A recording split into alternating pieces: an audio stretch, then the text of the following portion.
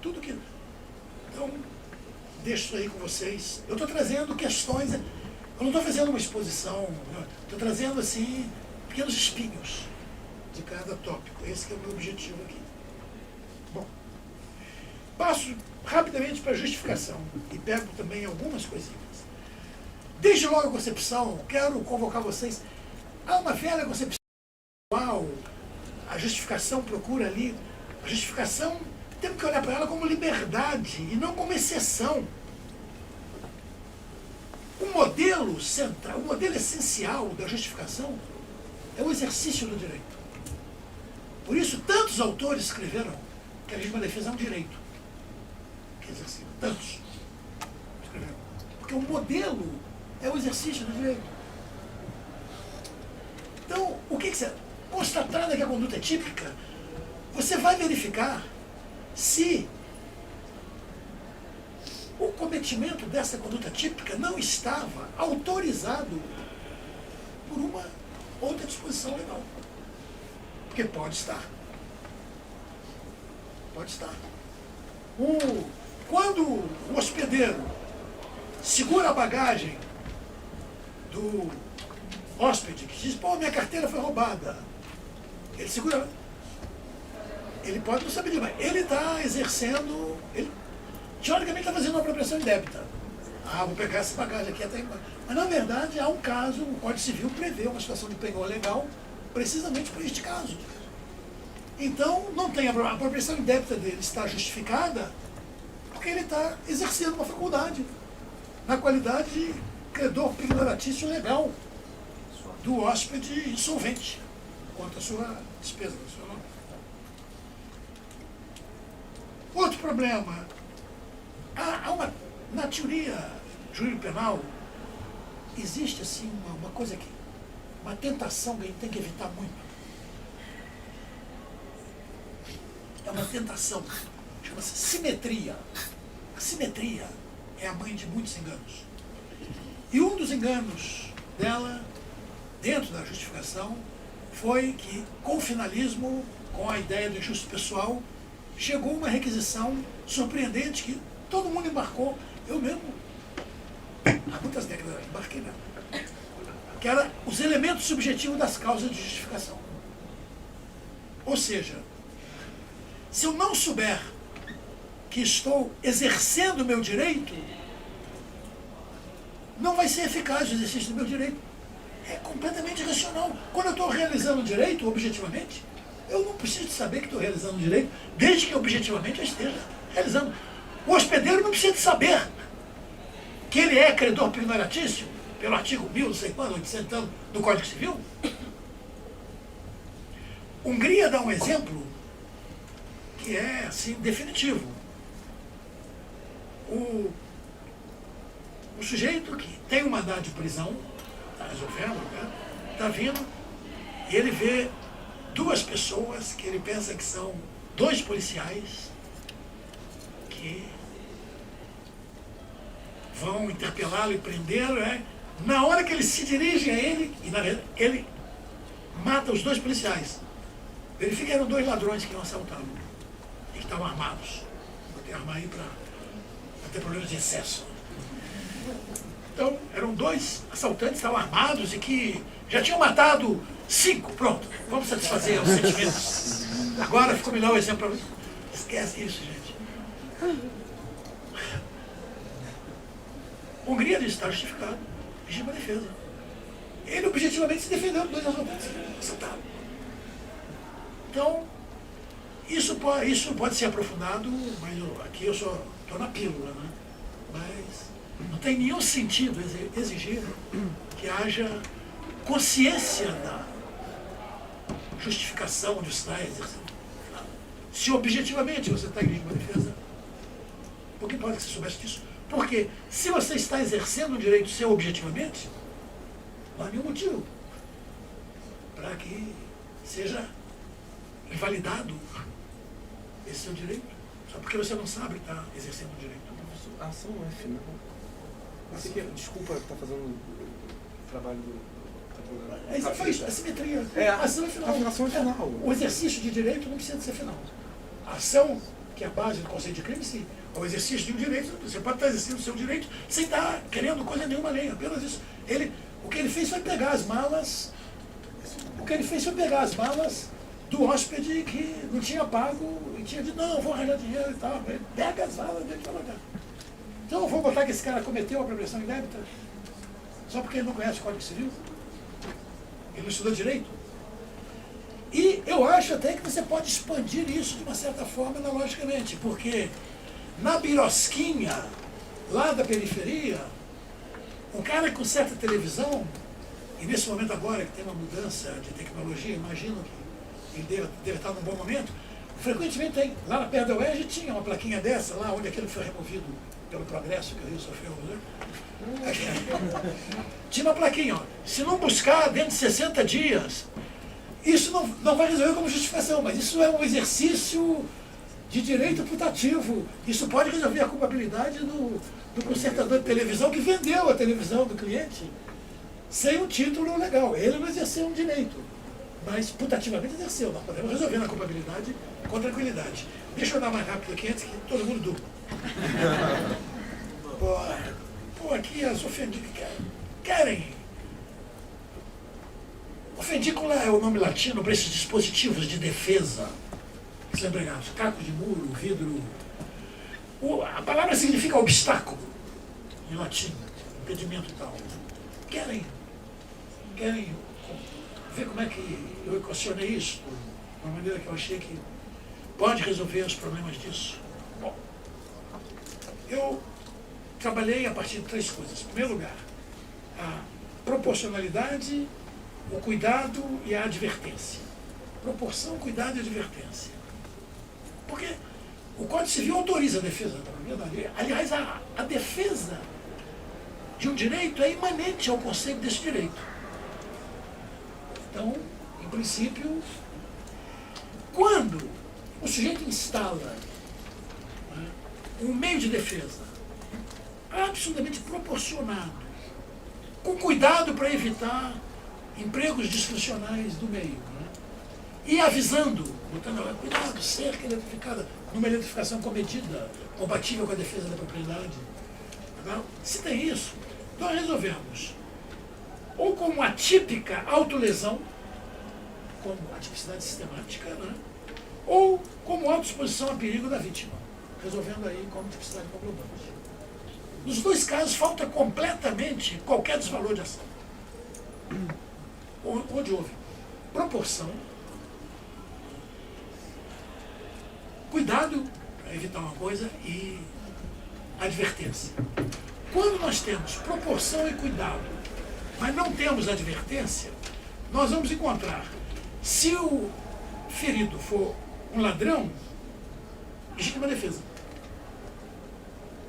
Se for um curioso, exercício regular de direito. Proporcionado, cuidadoso, mas sem aviso. O argumento de que não é defesa, antes que o Vinícius venha ali, porque a defesa suprema só é acionado quando tem agressão. O argumento do tempo é completamente inconvincente, porque só vai disparar a defesa quando houver. Bom, quando é desproporcionado, sem cuidado e sem aviso, se for ladrão, nós temos um excesso na legítima defesa, que pode ser doloso, culposo, excusável aqui dificilmente, porque é meio mecânico a adaptação. Né? E se for culposo, é um abuso do exercício de direito. Também se resolve assim.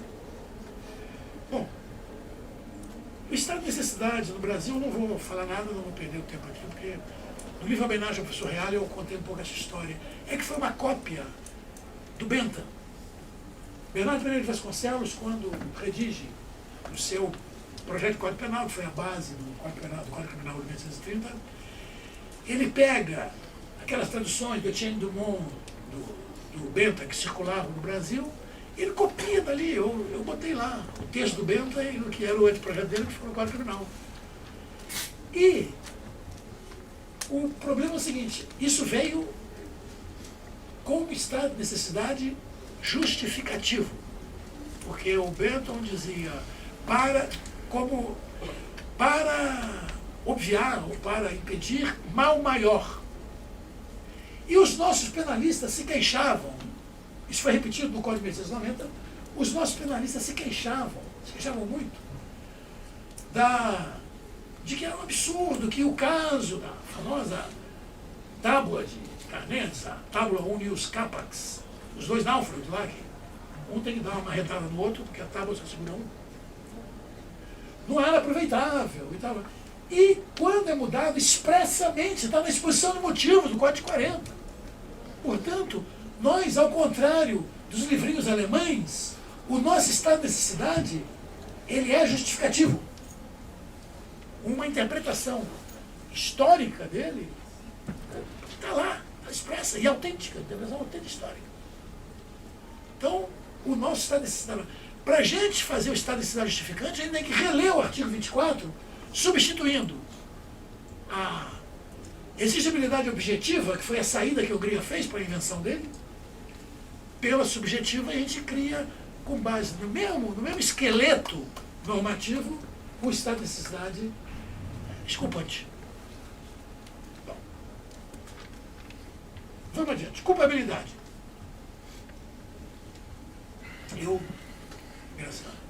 Culpabilidade é o juízo que permite a vinculação ao sujeito do seu injusto.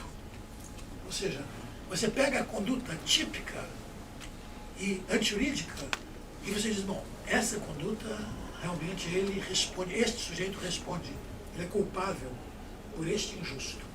Essa, digamos, anexação, não, esta imputação é o termo certo. A imputação subjetiva, basicamente a imputação subjetiva é um veículo central da imputação subjetiva, é o conceito de culpabilidade.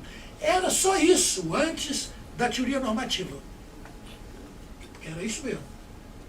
Que foi chamada teoria psicológica, era o liame, o nexo subjetivo, era isso mesmo. E continua sendo um nexo.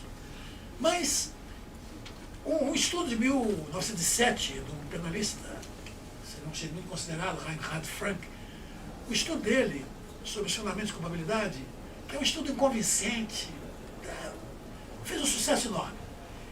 E ele introduziu, como se fosse o coração do conceito de culpabilidade, a ideia de reprovação, reprovabilidade.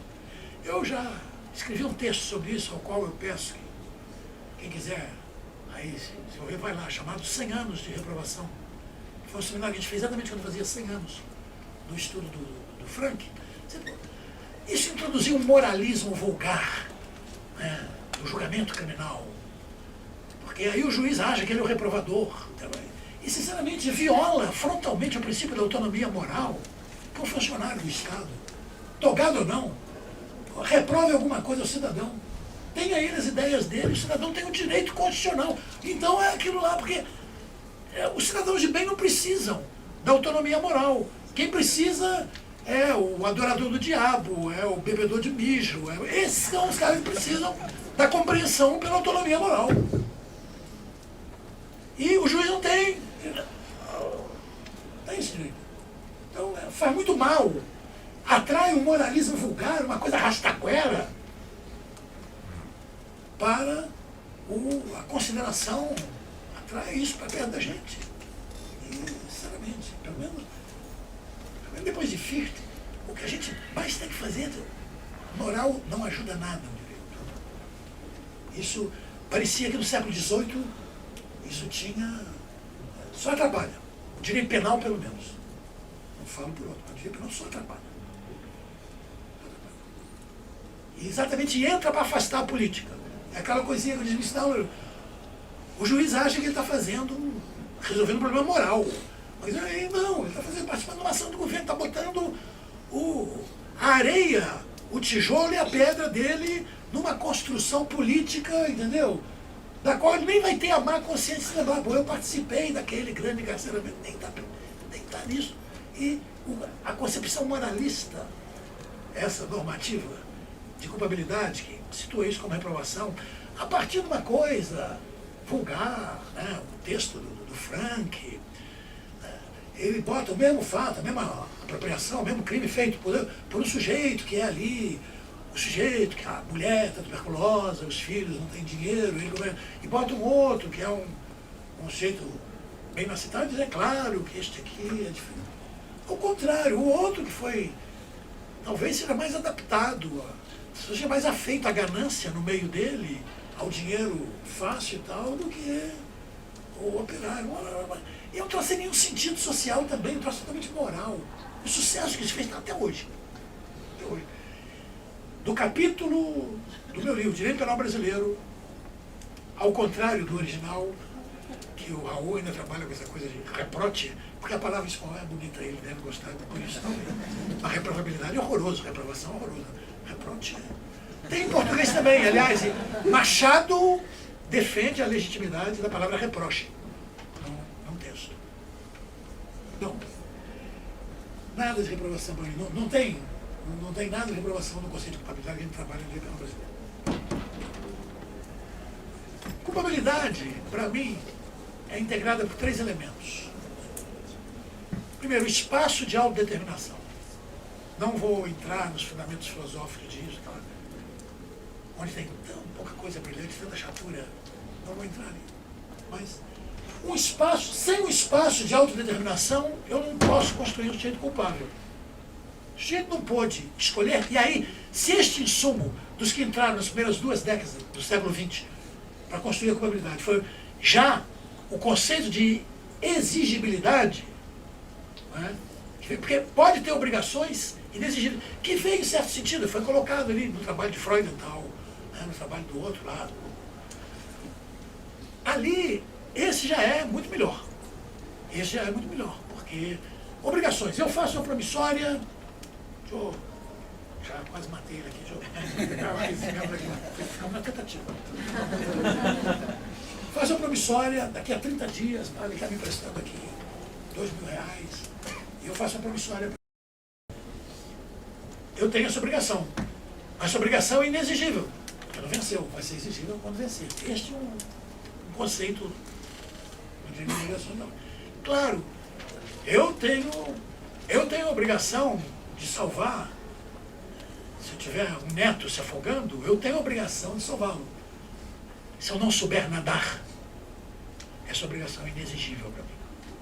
Aí sim, o conceito de exigibilidade que entra neste momento construtivo tão importante que são as 2 primeiras décadas do século XX, o conceito de culpabilidade, mas depois para nessa porcaria de reprovação, a gente fica perdendo um tempo com isso.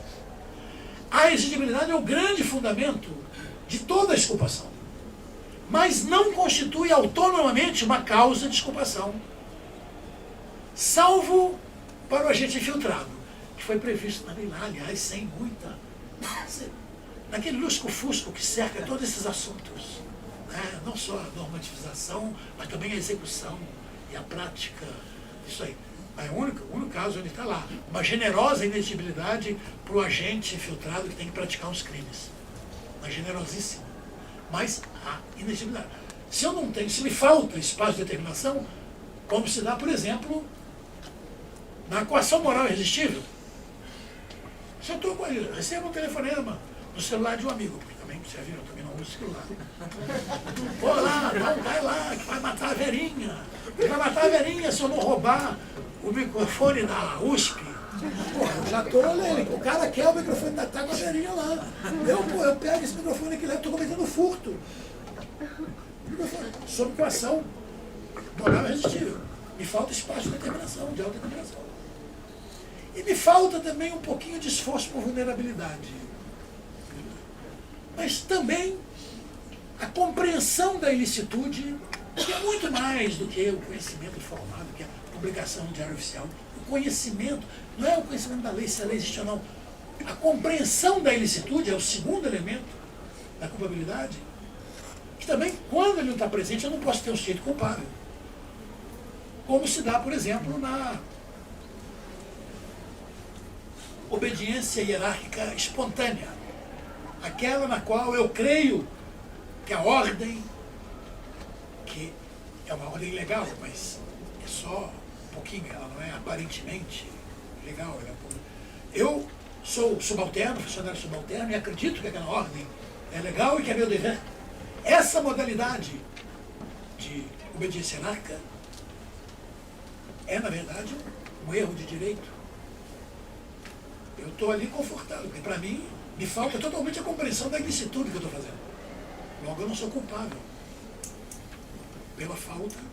E o terceiro elemento, que um pouco dialoga com os dois, e só funciona como exculpação no único caso, mas que funciona muito quando a culpabilidade é chamada para medir a pena, na função em que ela está empregada nos artigos 29 e 59 do Código Penal, é o esforço por vulnerabilidade, como o terceiro elemento dessa culpabilidade.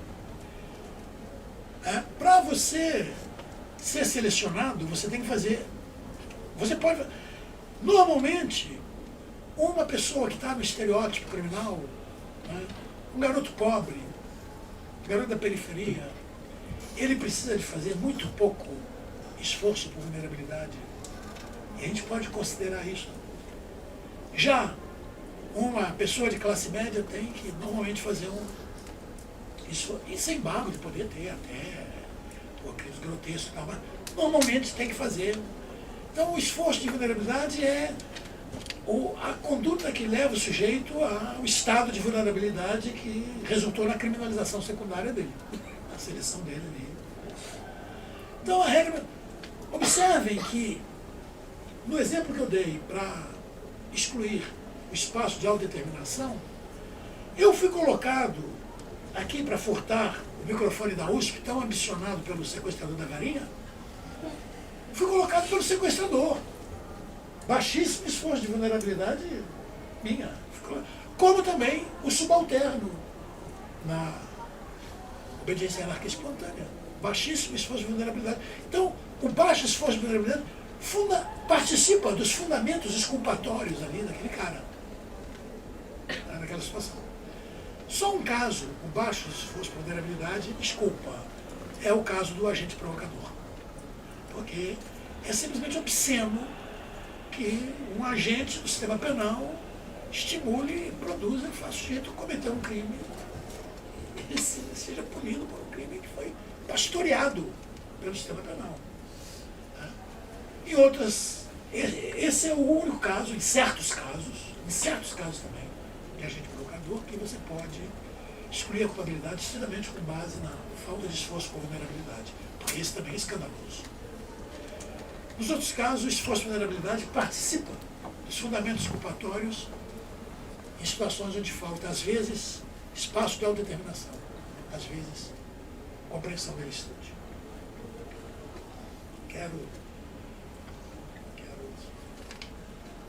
Bom, concurso de agentes, dá uma palavrinha.